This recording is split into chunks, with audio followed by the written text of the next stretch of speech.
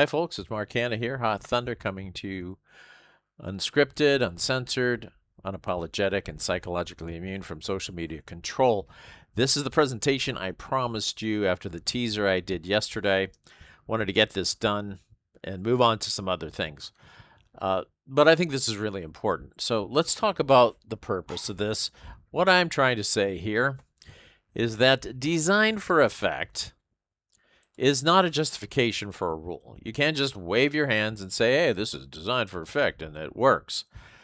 Okay, maybe it does, but we need to set the tone for this. It's about abstraction, authority, and the burden of explanation in historical wargame design. I've used Axis Empire's Ultimate Edition as an example, but it's not the only one. We're going to go into some of the history of this here. Basically, what I'm going to say here is that every historical wargame models effects. Most of them are designed for effect. Okay, the designer compresses reality into playable mechanisms, whether it's time, distance, a 1-3 cavalry unit. And we have to look at this and understand why this specific rule or design for effect is historically, mechanically credible. We can say for a 1-3 cavalry that it is because we've played a lot of war games, but some of these other effects have to be explained. The explanation is needed when a rule removes agency or creates an exception. And in the case of Axis Empires, the so-called partisan base does remove agency, so we can't put it in certain places. So that has to be explained, and it can't be waived away because a label describing a method does not validate a particular rule in any way. All right, so the background here, and I've summed up a lot of the key players insofar as design for effect comes from this particular idea, starting with John Hill, who actually started this whole deal when it was the big battle between Squad Leader and Advanced Tobruk. How do we design a game that simulates squad-level combat, but makes it a little more fun and easy to play than Tobruk, where you keep track of every man that gets killed by a machine gun? That was the big debate then. Squad Leader clearly won. Moving forward a number of years then, Alan Emmerich, in some of his articles, he codified the difference between design for cause versus design for effect. His big game was Krieg. Chad Jensen really did a number on this when he simplified the rules for Advanced Squad Leader into Combat Commander. I'm not a big fan of Combat Commander because I don't like the way the card play works, but he did do a good job with the rules. The rules were completely and elegantly written. And it's definitely designed for effect. There's no question about it. All right, I haven't read Louis Pulsifer yet. He published a dedicated cause and effect article. His game was Britannia. J.R. Tracy is another Advanced Squad Leader guy, and he really talks about ASL and design for effect and the language that's used. Now we get back down here to where I'm involved. Thomas Prowl, Darren Kilfara, Scott DeBruschian all talk about design for effect in different ways, applying or discussing the idea of design for effect in Axis Empires, Ultimate Edition in particular, context, and my critique. I put it on here because I wanted to put my name. I didn't want to put all these other names up here and not hold myself accountable. Okay, I'm not trying to wave a flag that I'm some kind of original thinker here, but I am critiquing that the term is a non-self-justifying label. You can't use design for effect to explain a rule. Moving on. Okay, in my teaser I talked about the 1-3 cavalry counter. I mentioned how it represents a lot of men. It represents supplies. They're not actually all mounted cavalry. They've got, guys cooking food and everything like that. Then, very quickly, you can absorb that step into another army. That could be a tank army, where it all of a sudden grows tanks, or it can shed its cavalry image, go slower, and turn into a 3-3-2 infantry unit. Okay. The game represents a new aggregate formation in a design for effect manner. This is not something that happens in real life. Nothing literally happens to the cavalry counter. It just gets taken off the map, but that doesn't mean the men are killed. And we all know this. We all know this about war games, that just because there's a D elim result, that doesn't mean 10,000 guys all died instantaneously in that attack. That's not the effect that's really being represented, but the effect of the game, it makes it look that way. Okay? So the gameplay changes, the aggregate effect being represented. All right, so the problem that I see that needs to be fixed, okay, is that the label can become a prestige phrase. And people are doing this because they're an ex-designer or they were involved in the design. They're allowed to hand wave. They'll go ahead and this is how it works. Just believe me, we know it works. And for somebody like me, I just can't handle that as a reasonable approach to things. We can't go and say, well, it's weak to say this is a design for effect. Shut up. It's designed for effect. This is what the designer wanted to have. I'm satisfied that it works. That's good enough. A better use of the term this design for effect, or even just this effect, is needed because blah, blah, blah, blah, blah. If we allowed partisan bases to be built in Russia or in France, it would affect how the partisan bases work. And we're going to talk about this. But you need to explain it. A pleasing outcome doesn't equal an historical explanation, gentlemen. A designer intent does not equal rule justification, and abstraction does not equal immunity from critique. So I'm sorry if you can't have a sense of humor. I'm sorry if you feel sour that somebody's actually questioning you. But hey man, you guys can't stop the signal. The signal's everywhere. So design for effect should begin an explanation. It should not be the explanation itself. So we need evidence, not the reputation of somebody talking, but evidence to support what they're saying. All right. Design credentials that you guys all have that we're talking about here, they establish that you have a lot of experience. They don't validate that, what you have to say is true. It's not good enough. Not for somebody like me, not really for anybody. It's not. Credentials will show that you guys know something about the actual design or the development role. Maybe you're a play tester or a chief play tester, that you have a lot of experience with the system, and you have the knowledge of the intended outcomes. All of this is good, but it doesn't show us that every rule that you say is justified is justified.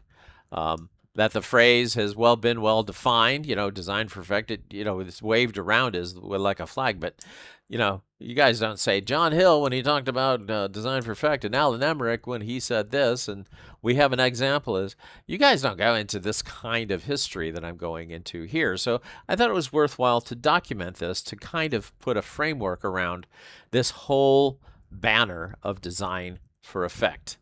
Okay, and so the discussion should be what effect was intended by the design. Does history support it?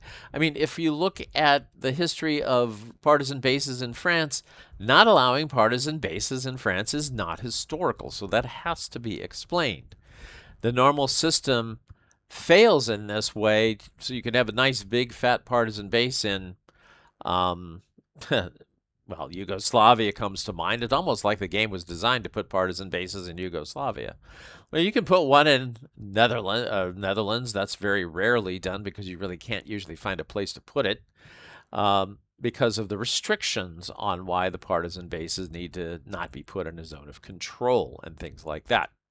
So the mechanism has to be justified as why this is the best explanation. Why does this partisan thing work in Russia? Well, it's because the Germans have to basically put hundreds of thousands of men in garrisoning cities. And so this means, this would reflect that they were probably operating out in the countryside, suppressing partisans as well. It's a reasonable excuse. It's a reasonable explanation. Okay. So the term itself doesn't actually explain the rule. It just confers authority on a preferred outcome if you use it the way that I've seen it being used. And I would call that abuse of the idea of design for effect. Here's partisan bases. And this is what I really think is quite interesting because you think about partisan bases and you first start Axis empires, you're like, oh, I can put a partisan base down because I now have a partisan base. When you put down a partisan base, it's not what you think it is. It's not a little like supply center, a grouping of things out in the forest here. What it really does is it puts a new capital city on the map.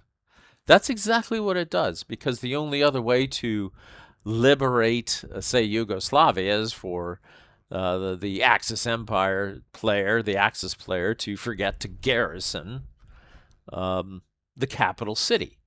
Well, a partisan base then turns this into a capital city. That's what a partisan base is. So it actually is a nation-building structure. This is not what one thinks of as a partisan base. It's a cool idea. I don't dislike it. It actually kind of works if you think about the period of time. Over a period of time, plenty of steps are built in Yugoslavia, for example, to make it almost this little country within a country. You can like think of it that way. But partisan bases,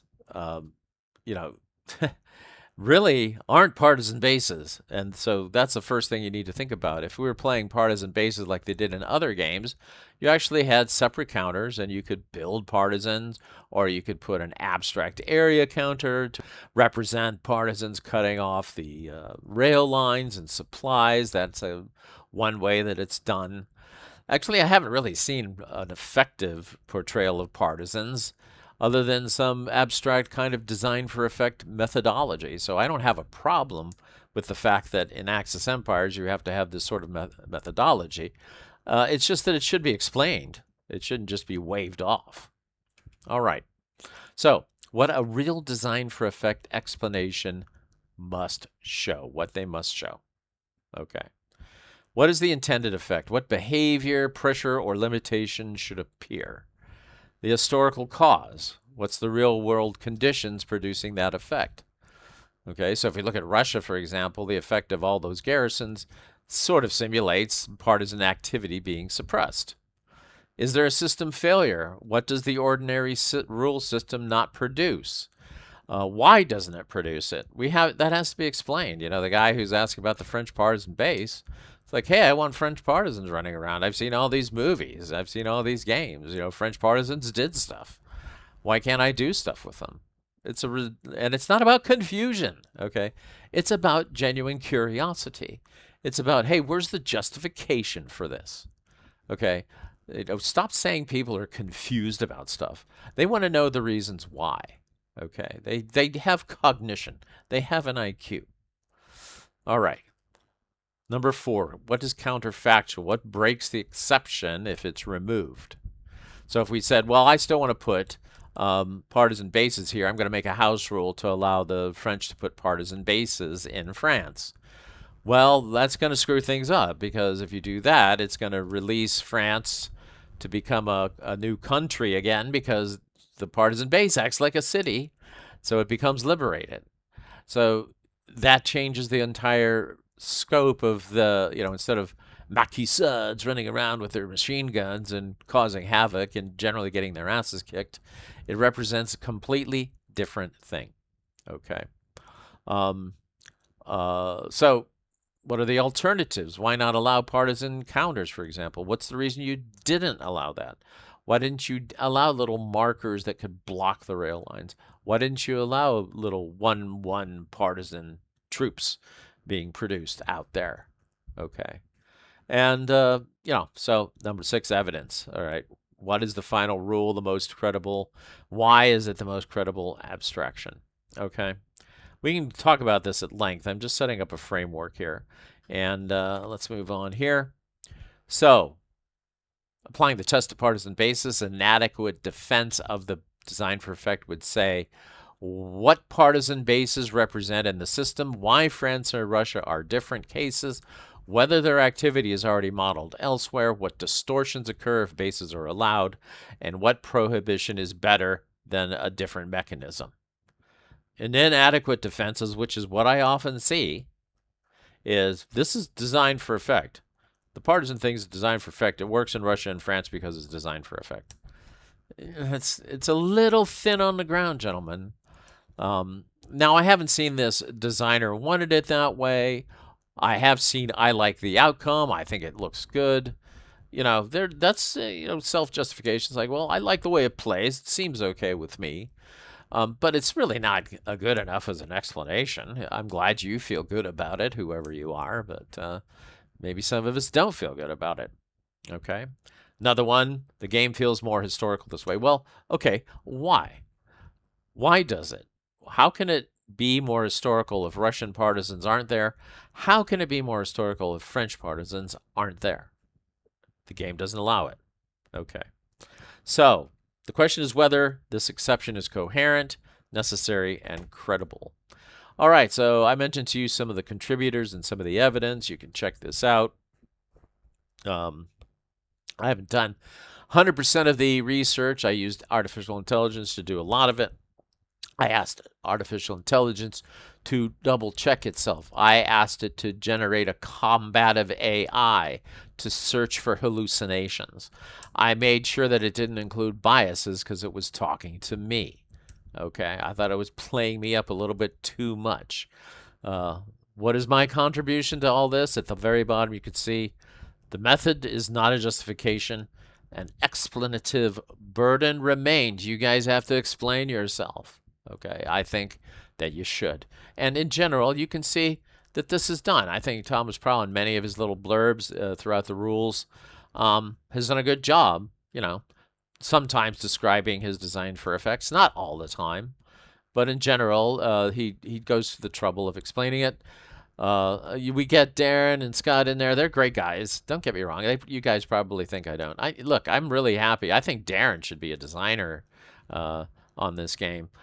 Scott's a designer in his own context. He's designed a game. I haven't played his game. His expertise is there. The expertise of these guys is there, but it's not going to be good enough for anybody. Thomas, Darren, Scott, myself, anybody else out there to wave their hands and say, design for effect is the way it is. Okay. So, conclusions. All historical war games are built from abstractions intended to create effects. Calling a rule designed for effect therefore tells us very little by itself. Even looking at one single counter, you can think about your 20 years of experience playing war games and say, well, yeah, 1-3 counter makes sense for cavalry. That's good enough. But, you really need to look at, well, what's the justification for it? How has that happened? Special restrictions should still be explained in the historical context, the mechanical use. So that pretty much wraps it up here.